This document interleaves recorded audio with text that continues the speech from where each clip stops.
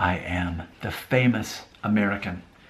Recently, I watched the movie Arrival. It's been out a few years, and I just now got around to seeing it. I'd only heard great things about it. I knew going into it was going to be more complicated than I could keep up with, and I'd have to watch a few YouTube videos after I watched the movie to fully understand what I watched. So I guess, spoiler alert, I don't know exactly what I'm about to tell you about the movie, but if you haven't seen it, you might not want to see it until you might want to watch it before this video. But Arrival, the concept of this movie is, what if we discovered aliens on our planet and their language was nothing like ours? It really was less about vocals and it was more about symbols. And so the concept of this movie is how much we are defined by language and culturally how that makes us different. I think it's so fascinating.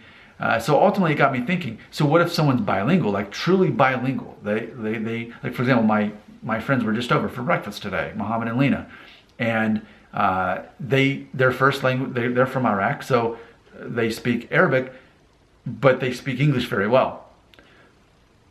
And their children, perfectly bilingual. There's no accent either way, they just speak both languages the way they should sound to the people who speak those languages. And that got me thinking. I was even telling my friend Mohammed, I said, so your kids are basically going to have access to two cultures, because to speak a foreign language perfectly, especially growing up speaking that language, it gives you a key to that culture, to those nuances that you couldn't normally know. And I was aware of this when I was in college and I taught English in Thailand. I saw how radically different their culture was than Western culture. And it wasn't just about language difference, it was about cultural difference. To speak a language is to understand that culture. So it's interesting to me that people who are bilingual have something that the rest of us can't have. And yes, maybe we can learn a language later in life, but still, we won't quite be in touch with that culture the way the person who grew up being bilingual is. And I think that's fascinating. There are people much more intelligent than me who watch my videos. If you've got something to add to that, let's explore this. Like, for example, and I'm going to close on this.